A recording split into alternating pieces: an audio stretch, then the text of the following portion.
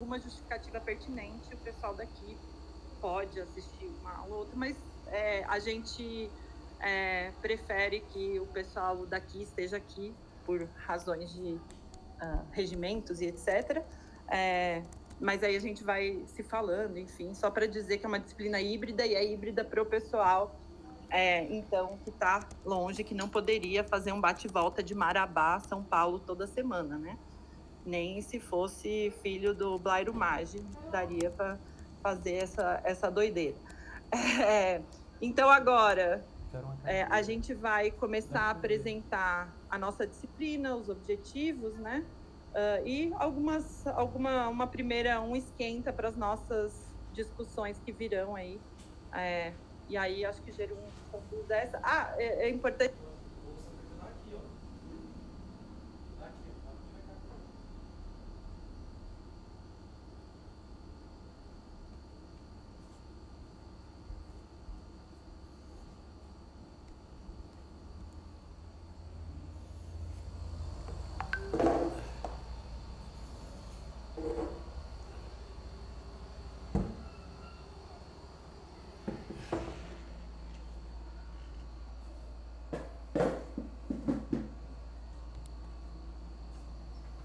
Voltou. Então, eu estava falando, né, que essa é uma disciplina que vai ser compartilhada por nós 4, ela vai ser bem compartilhada. E a ideia é que ela seja compartilhada por vocês também, com as intervenções. A gente, todo mundo aqui é muito tranquilo com isso. Eu acho que o objetivo é que a aula seja dialogada entre a gente que está aqui e o pessoal também que está remoto, né? Então, algumas aulas eu vou dar mais, outras do Peru, outras do Ivan, outras do Carlos, outras todo mundo. Mas vai dar certo, eu prometo para vocês que vai ser bom. Quer dizer, que vai dar certo, vai ser bom já é outra história. Então, essa aula o Gerum vai conduzir, a gente vai discutir um pouco esses objetivos e aí na próxima aula a gente mostra no final ou a gente mostra agora já o Classroom? Talvez agora, né? Vamos mostrar agora que é o nosso ambiente virtual de aprendizagem. Eu fiz aquele cursinho na pandemia, viu?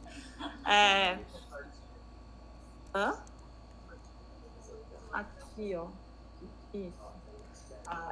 Porque o Moodle, gente, é a plataforma que a gente, em geral, usa para isso. Mas como tem muita gente de fora e é sempre um trampo incluir no Moodle, tem gente que não consegue, tem gente que não recebe o e-mail da UFABC, a gente resolveu fazer no Google Classroom, que é o Carlos, que é o especialista nisso. Mas ali, basicamente, vai ter o nosso plano de ensino, que, sendo a primeira edição da disciplina, ele sempre pode sofrer alguma alteração, a gente discutiu bastante, a gente leu os textos e etc. Mas, eventualmente, se tiver coisa nova, se tiver coisa boa, a gente pode fazer alguma pequena alteração. A ideia é que a gente siga o cronograma das aulas. E aqui vocês têm todos os textos das aulas. E aí a gente vai por blocos, né? Então, no plano de ensino, vocês vão ver que a gente tem textos obrigatórios e complementares.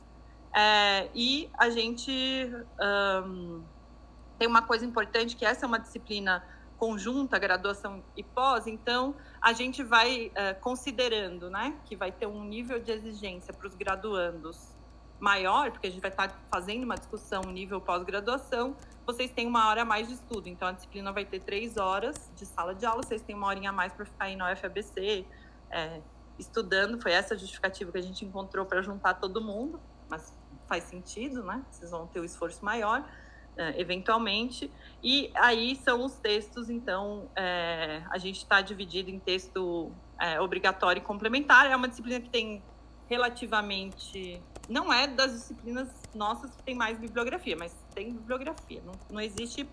Toda a bibliografia obrigatória está no site, né? Tá, a complementar também. Nossa, então é tudo de...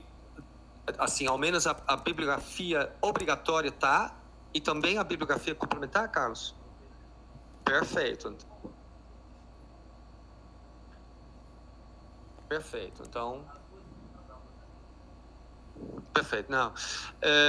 Eu gostaria de ressaltar, depois a gente volta a esse tema, é importante ler, né, começar a ler o plano de ensino. Nós vamos falar sobre isso de forma geral, né, mas se eu pudesse dar uma dica assim estratégica, é importante começar com o plano de ensino. Por quê? Plano de ensino, de certa forma, é uma versão detalhada da aula de hoje, né, em termos de objetivo, contextualização. Aula por aula tem a matéria e a bibliografia obrigatória que nós esperamos que vocês leiam antes da aula, inclusive para que o debate renda, para que nós tenhamos realmente uma troca de ideias interessante sobre o tema, tá? Todo mundo sabe como que acessa isso? Não? Eu não sei. Não? Você já está incluído. Não sei se o pessoal lá... Muito bem. Eu mandei o convite para vocês. Se alguém não conseguir, aí me manda e-mail que eu coloco. Para quem está com celular ou com PC, aí tem que baixar o aplicativo do Classroom no Store, do Google Store. E aí vocês vão entrar com esse código aqui. Quem não sabe e quem sabe? Ninguém sabe. Isso. Para quem tiver no PC, você entra normal ali na aba do Google, vai ter sala de aula. Deixa eu mostrar como funciona no normal. Cara, você é muito avançado, cara. Enquanto a gente está indo, você já voltou. Ó, pessoal aí do online também, qualquer coisa avisa. Ó, para quem tiver no PC, vem aqui no mais, criar ou participar de uma turma. Participar de uma turma, tá? E aí vai colocar aqui o código da turma, tá? Aí vamos voltar lá. Você inventou esse código? Não, ele gera automático. O código é esse aqui. Quer escrever na lousa? Copia aí no direto, num papelzinho. Ah, eu sempre deixava na... Pode virar. Aqui deu certo. Minúsculo. Deu? R minúsculo. Para quem tiver no celular, aí é só baixar o aplicativo do Classroom. Ah, e só um detalhe. Só dá para acessar com Gmail, tá? Então, se não tiver Gmail, tem que criar um aí só para isso. Mas quem não tem Gmail hoje em dia? Existe. Sempre existem pessoas que... Quem usa Hotmail? Você usa Hotmail? Com Hotmail? Será que o Google comprou o Hotmail? Aí tô procurando aqui o meu sala de aula. No aplicativo do sala de aula, é o maisinho que fica aqui embaixo da tela, tá? E aí vocês colocam esse código participar da turma. Vamos ver se já deu certo. Pessoal aí que tá online, conseguiu? Ó. Já temos 2 estudantes apenas. Tem uma totalidade de 2 pessoas. Arthur e Júlia entraram. Mas eu não... A gente conseguiu eliminar as partituras, sobraram apenas 2 alunos. A gente assustou todo mundo e... Vamos fazer o... conseguir, me manda e-mail que eu adiciono. Bora? Então, vocês tentem e vai ter um intervalinho em algum momento, aí fala com a gente, fala com o Carlos. Então, todos os textos aqui, o plano de ensino, então vamos para a parte que interessa. E o pessoal que está online aí grita não grita que assusta, mas manda uma mensagem, fala... Vou dar o teu WhatsApp também, do Ivan. Penha, FH. Nossa. A letra dele é letra de economista, hein? Isso foi uma ofensa, gente. Carlos, tá trabalhando muito com computação. Tá fazendo muito modelo, tem que fazer caligrafia. Então, vamos lá. Pronto, eu acho que agora projeta finalmente, a nossa aula. Acho que com o tempo a gente vai ficar mais ágil nisso, né? Espero. Senão... Então vai lá, professor, gera um clínico. Você faz em Classroom, né? Você faz uma vez, aí pronto. Você Bom, nós vamos agora, tudo que eu vou falar, e os colegas complementam, de certa forma, está colocado também no plano de ensino, conforme eu falei. Bom, primeiro, para passar o próximo slide, Carlos, faz um favor. Já introduzimos, cada um de nós, uma breve contextualização. Vou começar. Esse aqui é o roteiro, né? Contextualização, basicamente discutir rapidinho os objetivos gerais específicos, estrutura geral da disciplina em grandes blocos. Pessoal que está me ouvindo, será que eu estou falando rápido demais ou não? Ninguém falou nada, então silêncio dá uma depois, mas enfim.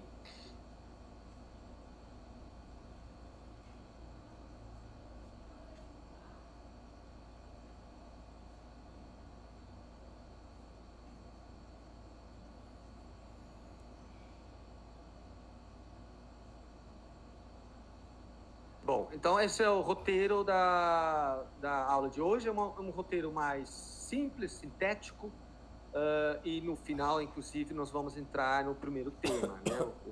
O mercado como objeto de estudo das ciências sociais aplicadas em humanidades. Mas começar com as abreviações que nós usamos já, né? Os projetos Cefavela, vários de vocês usaram Cefavela, INCT, né? Então, uma breve contextualização. Próximo slide. Essa disciplina nasceu, para ser muito específico, a partir de 2 grandes projetos, né, que foram aprovados no ano passado, né, e INCT 2 anos atrás. O INCT LAPLAN, né, que é o Instituto Nacional de Ciência e Tecnologia, são os grandes projetos temáticos do CNPq, né, que inclusive a professora Bia faz parte da comissão executiva desse projeto, que inclusive é coordenado pela professora muito conhecida, professora titular de Natal, professora Livramento, né? Então esse projeto tem como um dos braços importantes o tema do mercado imobiliário, inclusive numa perspectiva multiscalar, né? E, portanto, não fica apenas no contexto da dinâmica do mercado imobiliário local, urbano, mas a partir de uma perspectiva multiscalar e redes, enfim. Isso vai ficar claro ao longo, esperamos nós, ao longo da disciplina, né? E, portanto, esse é um primeiro projeto importante. Outro projeto, Cefavela, que vários de vocês fazem parte, alguns mencionaram, inclusive Centro de Estudos da Favela, é um projeto grande que foi aprovado pela FAPESP, nós enviamos isso em 2022, demorou muito, passou por uma avaliação internacional. E Cefavela na realidade, não é exatamente um projeto de pesquisa, não é um projeto de pesquisa, é um centro que articula pesquisas, inovação e disseminação do conhecimento. Inovação entendida como você consegue influenciar os especialistas, gestores, representantes dos movimentos de moradia, movimentos ambientais, os especialistas que lidam com o tema da favela. E também disseminação das informações, isso quer dizer como você alcança os não especialistas. Por exemplo, a mídia, a grande mídia, que infelizmente continua, né, gerando informações muitas vezes equivocadas sobre esse tema, né? Então, ensino médio, colegas da academia não atuando no campo de estudos urbanos, enfim, os não especialistas. Então, o Centra tem esse desafio. O Centra, inclusive, está trabalhando em 3 linhas, né, como modelagem, ou seja, qualificar, quantificar as favelas, entender a favela no âmbito dos estudos urbanos críticos, ou seja, enraizar o fenômeno de favela nas dinâmicas urbanas. E a terceira, intervir, né, políticas públicas, por exemplo, os limites e potencialidades das políticas de urbanização de favelas, que tem uma ressonância, né? Um dos projetos de pesquisa do Cefavela é o tema do mercado imobiliário, como funciona o mercado imobiliário, enfim, tem um problema de interferência, é isso? Quais são as as dinâmicas do mercado imobiliário em assentamentos informais, quais são os novos agentes, as estruturas de provisão de financiamento nesses mercados, como esses mercados dialogam, se entrelaçam com a dinâmica urbana metropolitana como um todo. Essas são algumas das perguntas que nós gostaríamos de ter as respostas a essas perguntas, né? Então, mercado imobiliário é um tema importante para esses dois grandes projetos que articulam pesquisas, projetos de extensão, capacitação, né? Tem o envolvimento de várias universidades, conforme ficou claro, inclusive parceiros internacionais, o Ministério das Cidades, parceiros como o INPE, Instituto Nacional de Pesquisas Espaciais. Para cada uma dessas dimensões que mencionamos, tem parceiros nacionais e internacionais. Bom, portanto, o tema de mercado imobiliário é um tema importante para nós. Esse é o primeiro ponto. Segundo ponto, né? Estudar mercado imobiliário é importante porque ciências, o campo, né? Tem aqui vários economistas, tem no mínimo uns 3, 4 economistas, salvo engano meu. O próprio corpo docente tem também 3 economistas, né? Qual a característica, né? O campo de ciências econômicas tem se distanciado do tema do espaço, né? De certa forma, né? O espaço no sentido triplo, né? Espaço como ambiente físico, espaço como relação social, espaço como, né? Espaço imaterial, identitário, né? As dimensões imateriais do espaço. Aí, ciências econômicas, né? Em primeiro lugar, tem se distanciado na realidade, não se preocupa muito com esse tema. E a abordagem, né? Eu, inclusive, acho que você fez economia urbana comigo. Pois é. Então, você depois pode reforçar ou não isso, né? Mas a economia mainstream, a economia ortodoxa, olha para o espaço com um prisma muito reducionista, né? Na realidade, o ambiente construído reflete uma articulação dos preços que norteia a ocupação do solo, né? A partir do individualismo metodológico, dos agentes racionais, tem uma mágica entre as partes e a soma, né? Os partículos são os indivíduos, eles buscam maximizar seus interesses, e a partir do mecanismo da chamada mão invisível, o mecanismo dos preços, né? Se articula a eficiência coletiva, né? Tem portanto, uma epistemologia complexa, né? Eloquente, de certa forma, matematizada, né? Que mostra a relação entre as partes e a soma, né? Que é aquilo que o Pedro Abramo fala, né?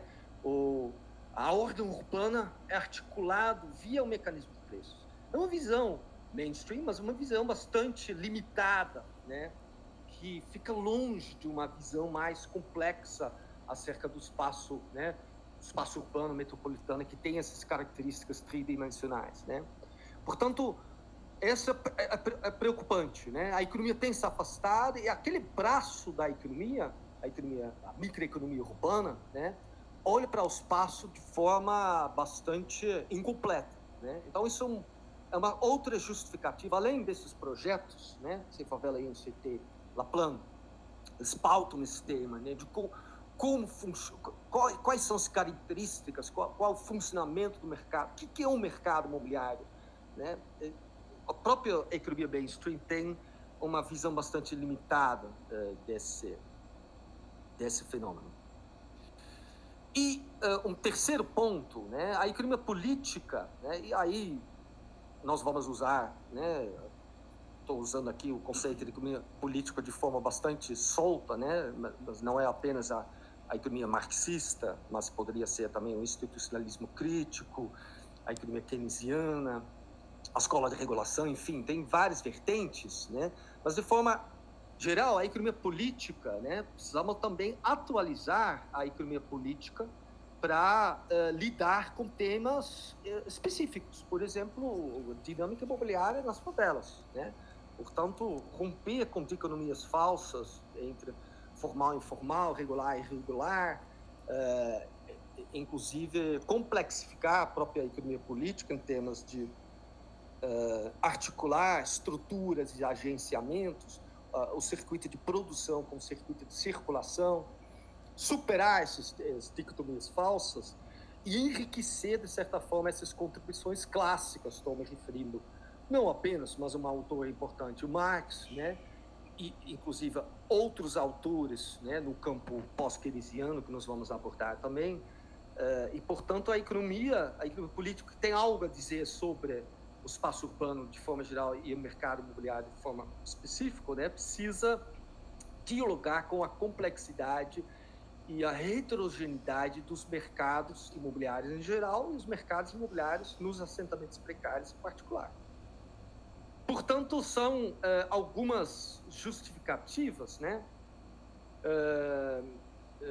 que nos levaram, isso faz um tempo que a gente, vamos fazer isso e vamos fazer, inclusive, um curso, né, eu queria ressaltar isso, a importância de fazer um curso primeiro, com um público de graduação e pós-graduação.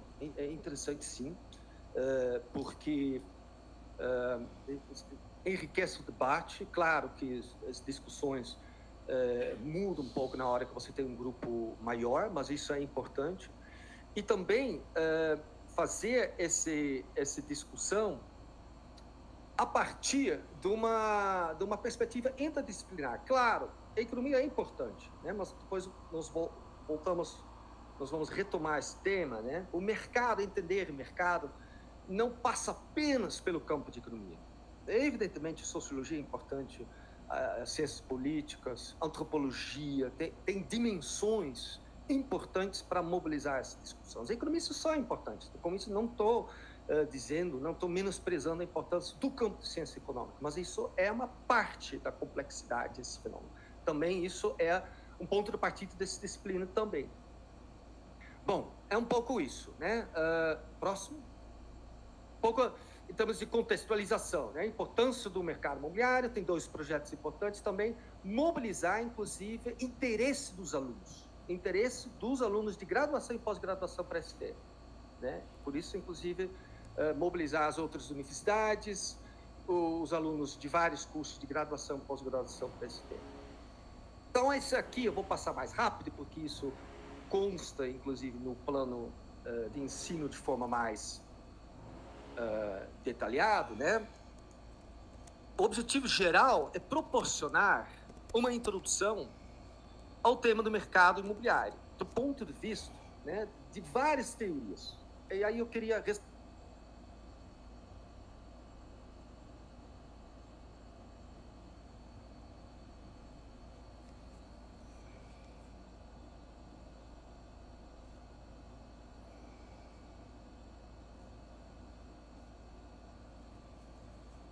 introduzir os alunos para o mainstream, para, inclusive, se aproximar da linguagem do mercado, né? Qual é a linguagem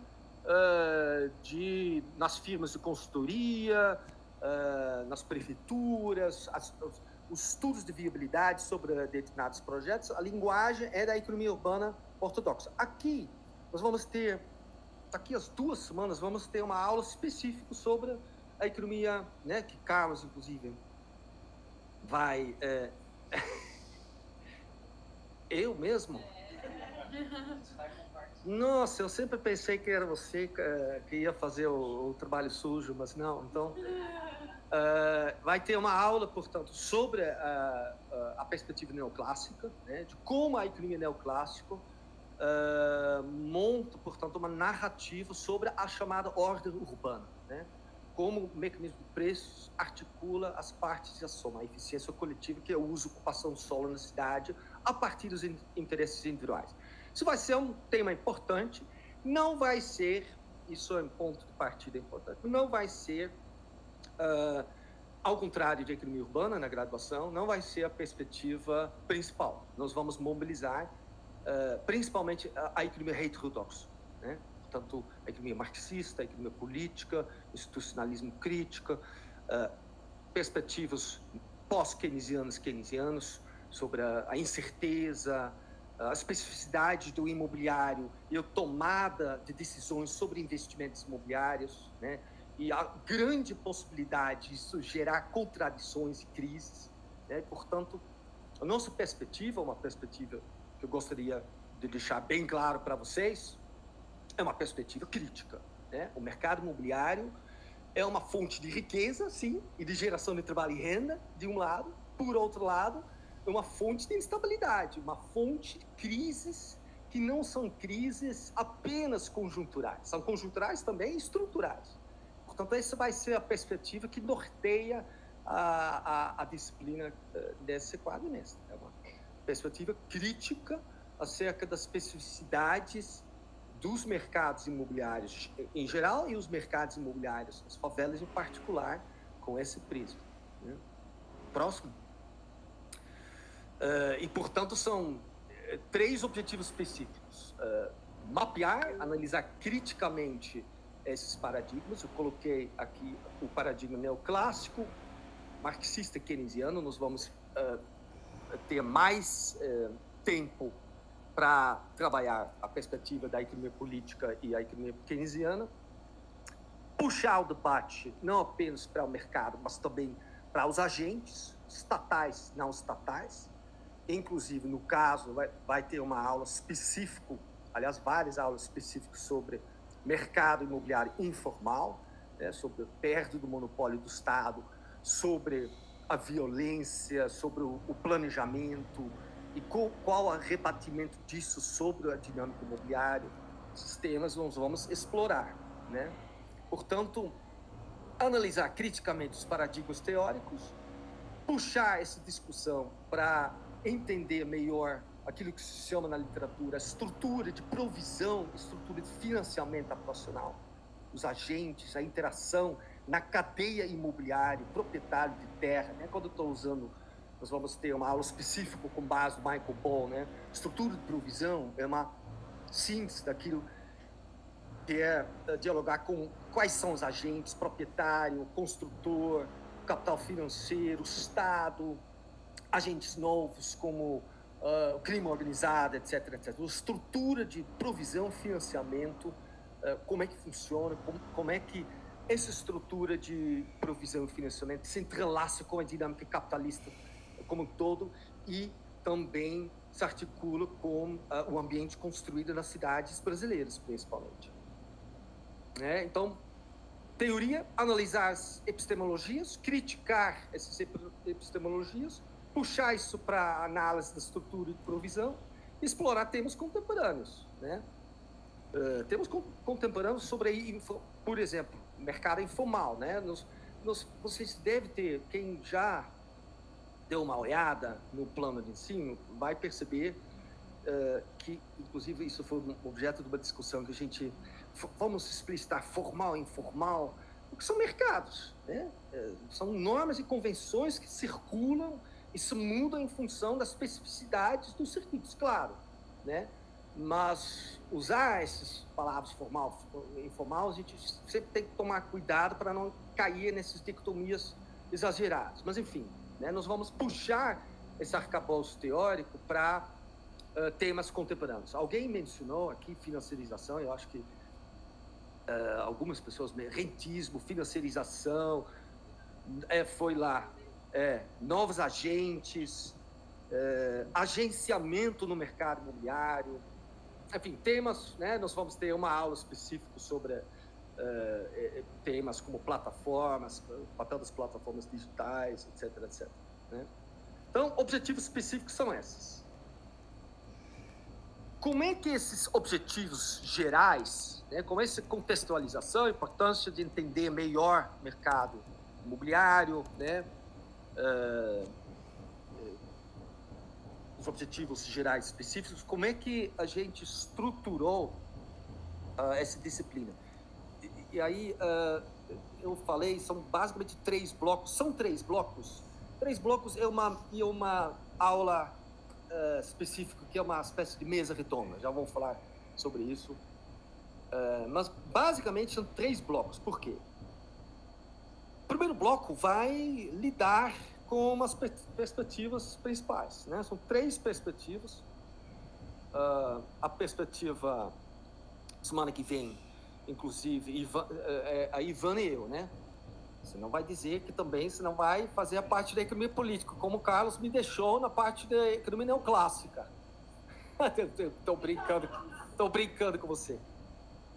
Semana que vem nós vamos entrar, portanto, com a perspectiva da economia política, marxismo, né, e o tema da renda fundiária, renda imobiliária, as diversas formas de renda, o debate do Marx, né, a especificidade do debate Marx, porque é um contexto agrícola, como fazer o diálogo com a realidade contemporânea de um contexto urbano, né? Portanto, a economia política, né? A partir de... Tem 2 textos importantes que vocês vão estudar antes da próxima aula. São 2 textos, um do Harvey, né? Um texto bastante clássico, e um outro texto, inclusive, que é uma leitura que eu recomendo. Esse livro esse aí, eu não vou assustar vocês, mas enfim, Jaramillo é um autor bastante consagrado no campo do marxismo, né, economia política, e nós colocamos um texto dele, é um texto mais light, mas o livro realmente um livro chatinho, mas é muito bom, né? Eu vou deixar circular para quem quiser.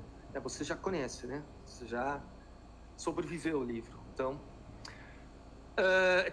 debate da economia política, debate da economia neoclássica, né? Ou seja, é basicamente o marginalismo, análise microeconômica aplicada para entender a dinâmica imobiliária. É a crítica disso também. Nós vamos fazer daqui a 2 semanas. A perspectiva keynesiana, né?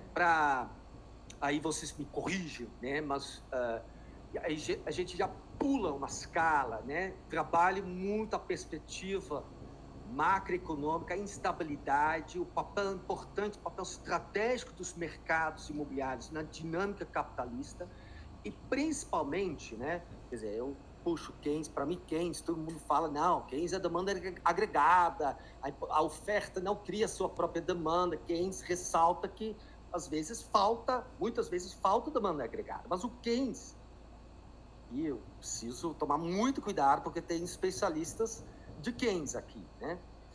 Mas para mim um aspecto muito importante para inclusive o mercado imobiliário é o comportamento do investidor, o comportamento assim, bastante irracional, enquanto a perspectiva neoclássico ressalta a importância da racionalidade instrumental. Microeconomia, na realidade, se eu pudesse sintetizar a economia, microeconomia hegemônica, é a teoria da escolha irracional. Tem escassez, não pode ter tudo, portanto tem que escolher. E a escolha, todos nós, consumidores, produtores, nós fazemos escolhas racionais, com conhecimento sobre os produtos que nós compramos e vendemos. Imagina, portanto, numa favela, você sabe, o comprador sabe direitinho o que ele compra, né? No mercado do loteamento clandestino, ele sabe direitinho o que o loteador vende, se tem infraestrutura ou não, vai ter infraestrutura ou não, tem informações que fluem sem custos transacionais adicionais. Na realidade, o cenário é bem mais complexo. O que é interessante da economia keynesiana é que o comportamento do investidor é um comportamento cercado pela incerteza. Incerteza, comportamento quase, uma dimensão quase sociológica, né? De bolha. Os investidores olham para seus pares, como é que são feitas decisões sobre investimentos e qual o papel do detentor dos meios de financiamento, né? Do dinheiro. Portanto, a probabilidade de ter crise é grande, e principalmente quando você se refere ao nosso assunto aqui, mercado imobiliário, que tem, portanto, algumas características que depois vou ressaltar. Longo tempo de maturação, muita incerteza, são investimentos caros, e, portanto, a perspectiva keynesiana é muito importante, ressalta os aspectos irracionais, frequentemente irracionais, do comportamento do investidor. Segundo bloco é o bloco dos agentes: Estado, proprietário de terra, construtor. Nós vamos trabalhar um texto clássico do Boll, né? pessoal brinca, o velho Bohl, Michael Bohl, um autor muito importante no campo do mercado imobiliário. Existem dois Bohls, né? Um Bohl mais ortodoxo e um Michael Bohl mais, digamos, uma abordagem de institucionalismo crítico, né? Como, portanto, uma descrição muito interessante, histórico, do papel dos agentes, no caso, né? Muito focada inicialmente no capitalismo britânico, né? Mas com uma relevância para debates mais amplos sobre a estrutura de provisão, o papel dos agentes, né? Considerando a especificidade das trajetórias geográficas e históricas, né? Portanto, debate sobre a estrutura de provisão, agentes, regulação. Aqui nós vamos trabalhar muito o tema de regulação em várias esferas, regulação do ponto de vista macro, regional, macroeconômico, funding, né? Qual o papel do Estado em termos de dinamizar, azeitar a máquina imobiliária com programas importantes de urbanização de favelas, provisão habitacional, né? E qual a influência desses programas sobre o mercado imobiliário, mas também ressaltando um aspecto, né? Uma dinâmica mais urbana metropolitana de estatal, né? Qual o papel da regulação urbanística, os parâmetros, né, construtivos, né, a importância do coeficiente de aproveitamento e outras formas de regulação, a provisão pública de infraestrutura, enfim, tem toda uma dinâmica, digamos assim, metropolitana da atuação estatal. E também vários debates, vários elementos, nós vamos ressaltar, conforme eu falei, nós vamos problematizar o monopólio, o suposto monopólio do Estado sobre a regulação do ambiente e o ambiente construído, né? E também o suposto monopólio do Estado sobre o uso da violência e, portanto, o impacto disso sobre os mercados imobiliários, né? Portanto, esse é um segundo, na realidade, né, um terceiro bloco, né?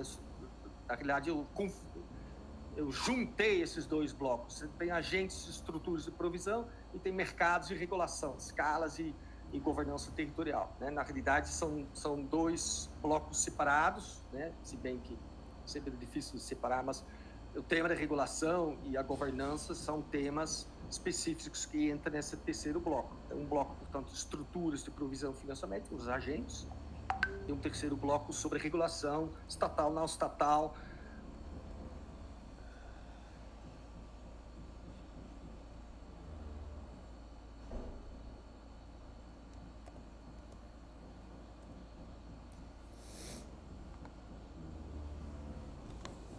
E no final, né, depois desses três blocos, vai ter uma mesa redonda, né? Nós discutimos bastante como é que a gente vai encaixar esses temas mais contemporâneos, né? Rentismo, financiarização. Tem financiarização? Não tem? Mas o que é financiarização? Qual o papel dos avanços tecnológicos, né? Toda a discussão clássica do Marx e da economia política sobre o papel das propriedades, né? As propriedades, basicamente, né? Propriedade fundiária, pode ser ampliada para dialogar com uma discussão sobre as plataformas, as propriedades, a definição institucional de propriedades vai transbordar para propriedade intelectual, propriedade dos comuns, propriedade das infraestruturas, e toda a discussão, portanto, sobre as plataformas tipo Airbnb, sobre o impacto disso, sobre a locação social de longo prazo, né? Isso está acontecendo internacionalmente, inclusive com uma dinâmica, né, estatal de respostas em várias cidades europeias, né? Qual a relevância disso para a América Latina, para o Brasil, né? Então, nessa discussão, porque nós temos 12 meses, 12 semanas, 12 semanas é pouco, portanto, começa e já terminou. É impossível fazer uma aula sobre cada um desses temas, financiarização, plataformas, rentismo, e aí nós fizemos assim, nós vamos fazer uma mesa final, nós vamos convidar alguns pesquisadores nossos, né, doutorandos, postdocs, enfim, que estão estudando esse tema. A gente faz uma breve introdução, eu vou monitorar o tempo deles, eles têm mais ou menos 10 ou 20 minutos, não, 20 minutos para falar sobre isso e a gente vai abrir o debate. É essa a ideia, né? Porque senão a conta não fecha. E é isso, estrutura em blocos é isso. E agora vocês me ajudam também, antes de entrar no tema.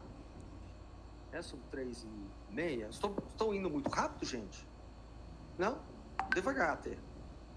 Não, tá ok, tá bom. Talvez depois disso, um intervalo, ou não? Minha proposta, regras do jogo, é uma coisa mais utilitarista, né? Assim, funcionalista, meio assim, começo, meio e fim. Quais são as nossas expectativas? E depois do intervalo a gente entra no primeiro tópico da disciplina. Tudo bem? Bom, regras do jogo. Primeiro, a Carla já falou, plataforma virtual de aprendizagem. Depois a gente faz uma enquete, quem conseguiu, quem não conseguiu. É? Ei! Muito bom. Quase todo mundo.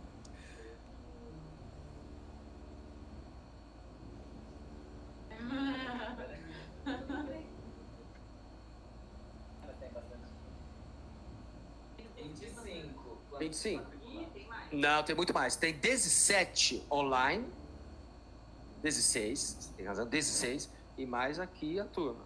Então, tem gente boiando ainda.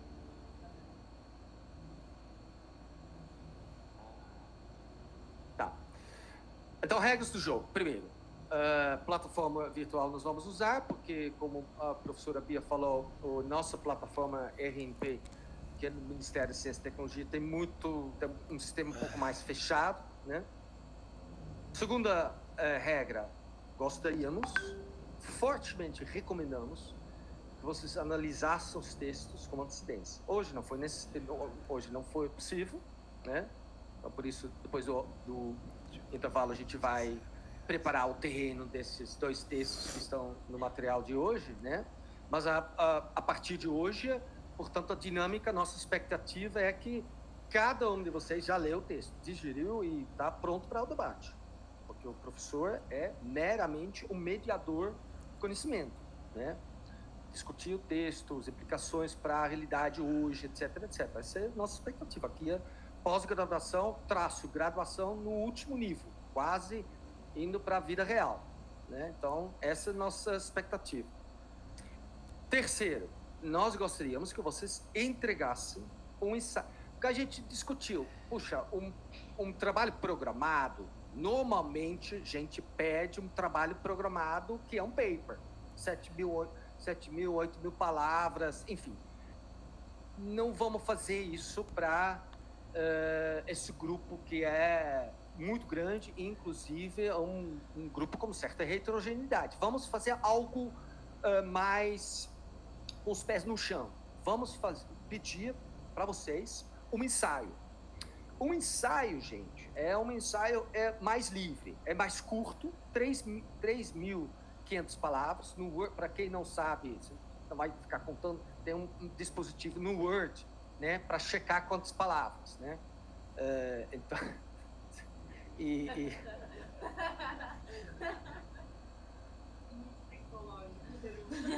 muito bom, né? Que eu descobri.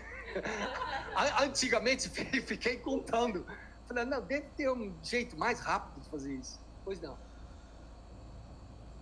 Mais prática que isso? Aham.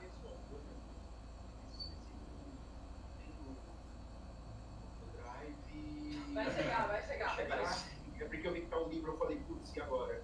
Vai chegar. Mas tá, beleza. Chegar, né, Gil? Vai chegar. Vai. Teria a Ayla também? Poderia. Ayla é legal. Mas Ayla dialoga muito com Harvard também. Não totalmente, mas enfim.